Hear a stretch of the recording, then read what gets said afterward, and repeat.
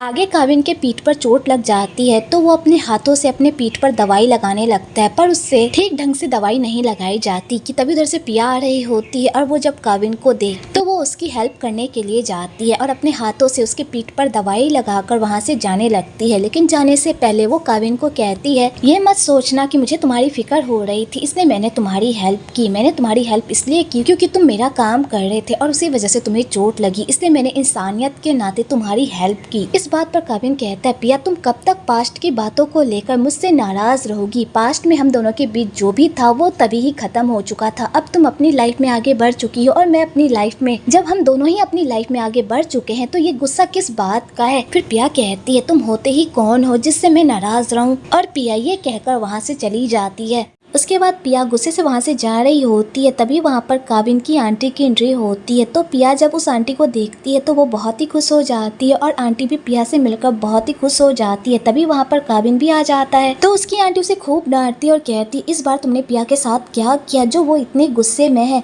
फिर काविन कहता है, मैंने ऐसा कुछ भी नहीं किया आंटी, आपको ऐसा क्यों लगता है कि मैंने ही इसके साथ कुछ गलत किया होगा। फिर पिया भी कहती है, आंटी ऐसी कोई बात नहीं है, ऐसी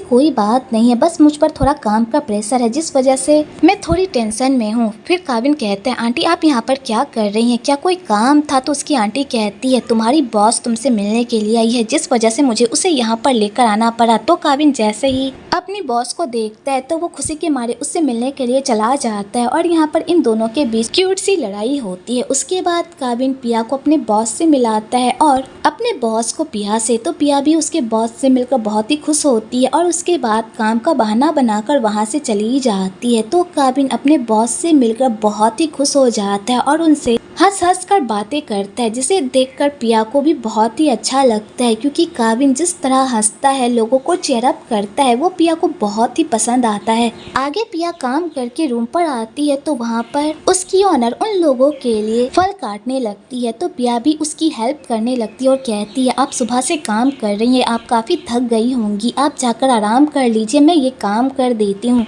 और उन तक पहुँचा भी दूंगी, आप टेंशन मत लीजिए। तो वो लेडी कहती है ठीक है और वहाँ से चली जाती है। और उसके बाद पिया सारे फल को धोकर उन लोगों के पास लेकर जा ही रही होती है कि तभी वहाँ पर वो काविन और काविन के बॉस की सारी बातें सुन लेती है, जहाँ पर उसकी बॉस काविन की आंटी को काविन के बारे में बता रही होती है कि काविन बहुत ही मेहनती है, इसने 2 साल वहाँ पर जमकर मेहनत की क्योंकि ये जिस लड़की से प्यार करता था उसे एक बेटर लाइफ देने के लिए इसने वहाँ पर बहुत मेहनत की। तुम्हें पता है वहाँ की सारी लड़कियाँ इसे लाइन मारती थी, इसे डेट पर भी जाने को कहती थी, पर ये कभी भी किसी भी लड़की की तरफ नजर उठाकर नहीं देखता था क्योंकि इसके दिल में बस वही लड़की बसी हुई थी जिसके लिए वो दिन रात मेहनत करता था। तो काविन की बात सुनकर सैड हो जाता है क्योंकि उसने जिस लड़की के लिए इतनी मेहनत की होती है वो लड़की अब उसकी नहीं हो सकती। तो उसकी बॉस उससे पूछती है, क्या हुआ, तुम्हें वो लड़की मिली जिसके लिए तुमने इतनी तपस्या की थी। तो बेचारा काविन ये बात सुनकर सैड हो जाता है और कहता है, जिस लड़की के लिए मैंने इतनी बड़ी तपस्या की वो लड़की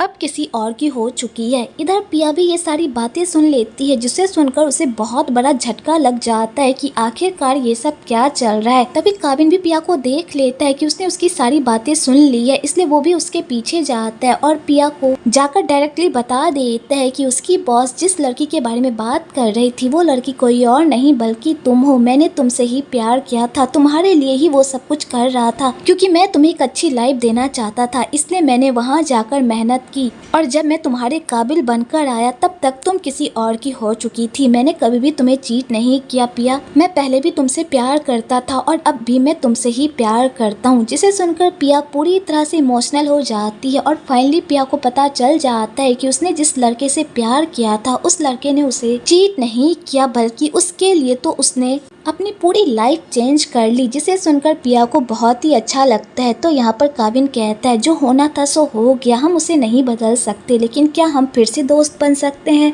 तो पिया इस बार हाँ कर देती है और ये दोनों फिर से एक दूसरे के दोस्त बन जाते हैं और उसके बाद पिया वहाँ से चली जाती है और वो काफी हल्का महसूस करती है, ये सोचकर कि उसने किसी गलत लड़के से प्यार नहीं किया था बल्कि एक अच्छे लड़के से प्यार किया था जिसने सही मायनों में उसके प्यार की कदर की। इधर काबिन भी ये सब कुछ देखकर काफी खुश होता है क्योंकि फाइनली पिया और उसके बीच सब कुछ ठीक हो जाता है। उसके बाद वो दोनों मिलकर एक दूसरे के साथ काम करते हैं, हंसी मजाक करते हैं और एक दूसरे के साथ बहुत ही अच्छा टाइम स्पेंड करते हैं और उसके बाद उन दोनों के वापस आने का भी टाइम हो जाता है और ये दोनों हंसी खुशी बिना किसी मलाल के वापस आते हैं क्योंकि इन दोनों के दिल में जितनी भी कड़वाहट थी, नफरत थी, वो सब मिट चुकी होती है। दूसरी ओर मनीषा राधा से मिलने के लिए उसके घर आती है और उसे अपने और पार्थ के रिश्ते के बारे में बताती है। तो राधा ये बात सुनकर पूरी तरह से हैरान हो जाती है और अपनी दोस्त को कहती है, तुम्हारा दिमाग खराब हो गया है, पार्थ शादीशुदा है, तुम उन दोनों के बीच कैसे आ सकती हो? क्या तुम पार्थ की दूसरी औरत बनना चाहती हो? तुम्हें पता है दुनिया ऐसी औरतों को किस नजर से देखती है? ये सब जानने के बावजूद भी तुम पार्थ के पीछे पड़ी हुई हो, तुम्हारा दिमाग तो खराब नहीं है? तो मनीषा कहती है, अगर पार्थ को मेरी जरूरत पड़ेगी तो मैं उसकी हेल्प करूंगी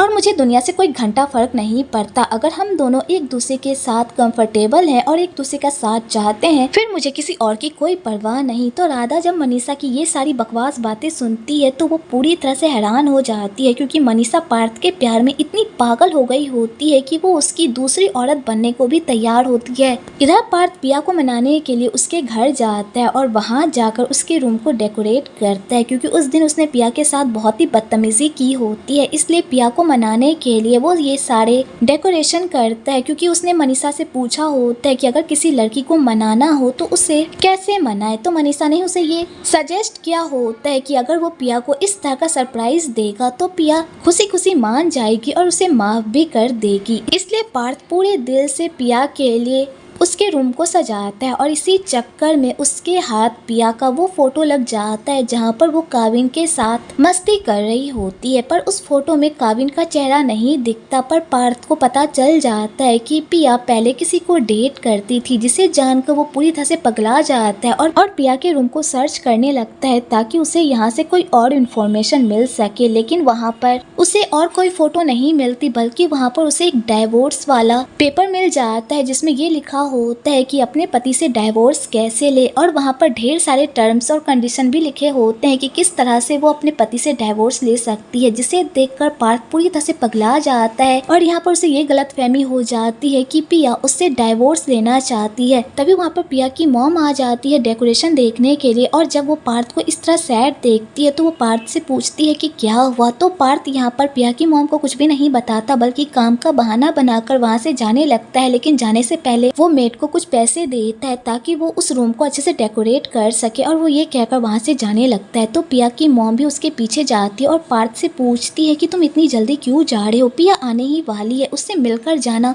और उसे भी अपने साथ लेकर जाना। पर पार्थ कहता है अभी मुझे बहुत इंपॉर्टेंट काम याद आ गया इसलिए मैं अभी जा रहा हूँ, मैं उससे बाद में मिलने आऊंगा। और यहाँ पर पार्थ पिया की मॉम से ये भी पूछता है कि क्या कभी पिया ने आपसे ये कहा है कि वो मेरे साथ खुश नहीं है। ये बात सुनते ही पिया की मॉम पूरी तरह से हकबका जाती है क्योंकि पिया ने अपनी मॉम को कहा था कि वो पार्थ के साथ बहुत ही डिस्टेंस फील करती है, उसे ऐसा लगता है कि उन दोनों के बीच कोई दीवार है जो अभी तक उन दोनों के बीच खड़ी है, जो उसे पार्थ के करीब जाने नहीं दे रही। पर ये बात वो पार्थ को नहीं बताती, उल्टा ये कहती है कि पिया ने मुझे कभी भी ऐसा कुछ भी नहीं कहा, उसने तो हमेशा मुझसे यही कहा कि वो तुम्हारे साथ बहुत खुश है, इसलिए प्लीज तुम इस तरह की बेकार बातें मत सोचो। हर कपल में छोटी मोटी लड़ाई होती रहती है, इसका मतलब ये नहीं है कि वो अपनी शादी में खुश नहीं है। तो पार्थ जब ये बात सुनता है वो पूरी तरह से कन्विंस नहीं होता क्योंकि उसके दिमाग में वही सारी बातें चल रही होती है कि पिया उसे चीट कर रही है, शायद वो उस लड़के की वजह से उससे दूर होना चाहती है। आगे पिया घर आती है और ये सब कुछ देखती है तो वो काफी शॉक्ड हो जाती है। तभी वहाँ पर उसकी मॉम आती है और उसे बताती है कि पार्थ ने तुम्हारे लिए ये सब कुछ किया क्योंकि वो तुम्हें मनाना चाहता था, अब तुम भी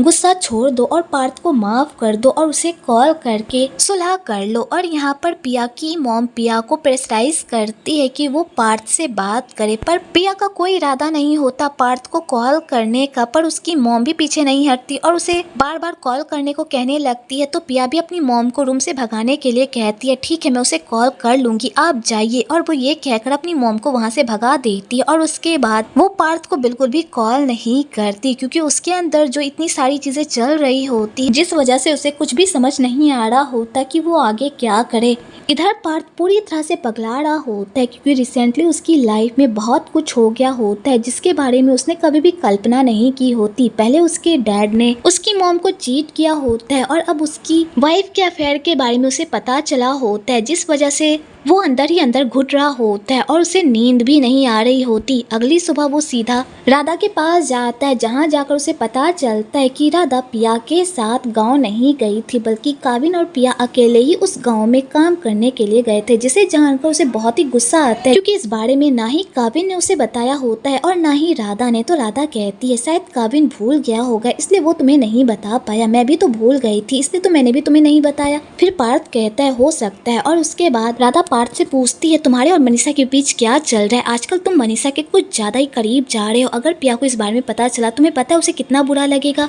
फिर पार्थ कहता है मेरे और उसके बीच कुछ भी नहीं है और यहाँ पर पार्थ और उससे डायरेक्टली पूछ लेता है कि क्या पिया का कोई बॉयफ्रेंड था। तो राधा कहती है तुम क्या बात कर रहे हो, पिया का कोई बॉयफ्रेंड नहीं था। फिर पार्थ कहता है क्या पता पिया का कोई बॉयफ्रेंड हो और उसने तुम्हें इस बारे में नहीं बताया हो। तो राधा कहती है यह ऐसी लड़की नहीं है जो मुझसे कुछ छुपाए, वो मुझसे कुछ भी नहीं छुपाती, वो मुझसे हर बात शेयर करती है और मैं गारंटी के साथ कह सकती हूँ कि पिया का कोई बॉयफ्रेंड नहीं था, उसकी लाइफ का पहला लड़का तुम थे और तुम ही हो, इसलिए बेकार की बातें सोचकर पिया पर शक मत करो। फिर पार्थ कहता है इस दुनिया में कब कौन बदल जाए कोई भी नहीं जानता, हम किसी भी चीज की गारंटी नहीं ले सकते, जिसे हम जान से ज्यादा मानते हैं और उस पर भरोसा करते हैं वो तुम्हें कब धोखा देकर चला जाए वो तुम भी नहीं बता सकती। फिर राधा कहती है आखिरकार तुम्हें हुआ क्या है, तुम इस तरह की बहकी बहकी बातें क्यों कर रहे हो। फिर पार्थ कहता है कुछ भी नहीं हुआ और अभी मैंने जो तुमसे कहा प्लीज इस बारे में किसी को भी मत बताना, पिया को भी नहीं, समझी। और वो ये कहकर वहाँ से चला जाता है। उसके बाद पार्थ सीधा काविन के पास जाता है और उससे पूछता है कि तुमने मुझे क्यों नहीं बताया कि राधा तुम्हारे साथ ट्रिप पर नहीं गई थी। ये बात सुनकर काविन थोड़ा हिचकिचाने लगता है और बहाना बनाने लगता है कि वो भूल गया था। तो पार्थ इस बात पर ज्यादा ध्यान नहीं देता और काविन को बता देता है कि मुझे लगता है कि पिया शादी से पहले किसी को डेट कर रही थी और शायद अभी भी वो उसे भूल नहीं पाई है। तो काविन जैसे ये बात सुनता है वो तो पूरी तरह से सॉर्ट आउट ही हो जाता है क्योंकि पार्थ यहाँ पर उसे उसकी ही तस्वीर दिखाता है। लेकिन यहाँ पर काविन के लिए एक प्लस पॉइंट होता है कि उसका चेहरा इसमें नहीं दिखता, इसलिए यहाँ पर पार्थ काविन से पूछता है कि क्या तुम इस जगह के बारे में जानते हो, क्या तुम मुझे बता सकते हो कि ये जगह कहाँ पर है, क्योंकि ये तुम्हारी आंटी के रिजॉर्ट साइड ही है और तुम्हें पता होगा कि ये जगह कहाँ पर है, प्लीज मुझे बताओ। पर काविन यहाँ पर पार्थ को कुछ भी नहीं बताता बल्कि गोल गोल करके बातों को घुमा देता है, ये कहकर ऐसी जगह तो वहाँ पर बहुत सारी है, मैं तुम्हें एग्जैक्टली नहीं बता सकता कि ये कौन सी जगह की है, वैसे तुम्हें ये सब क्यों जानना है। तो पार्थ कहता है क्योंकि मुझे सच्चाई जाननी है। फिर काविन कहता है अगर तुम्हें सच्चाई जाननी है तो जाकर सीधा पिया से पूछ लो ना, वही तुम्हें सब कुछ बता देगी। फिर पार्थ कहता है मैं उससे कुछ भी नहीं पूछूंगा बल्कि उसके बताने का इंतजार करूंगा, अगर फिर भी उसने मुझे सच्चाई आकर नहीं बताई फिर उसके बाद मैं खुद सच्चाई पता लगाऊंगा। बेचारा काविन ये बात सुनकर काफी परेशान हो जाता है क्योंकि अगर पार्थ ने अपने तरीके से सच्चाई पता लगाने की कोशिश की तो बहुत बड़ा बवाल हो जाएगा। दूसरी ओर पिया की मॉम को जब पता चलता है कि पिया ने पार्थ को कॉल नहीं किया तो उसका पारा हाई हो जाता है और वो अपना सारा गुस्सा अपनी बेटी पर निकालती है और कहती है आखिरकार तुम चाहती क्या हो, तुम दोनों के बीच बस छोटी सी लड़ाई हुई थी, तुम उसका तिल का तार क्यों बना रही हो।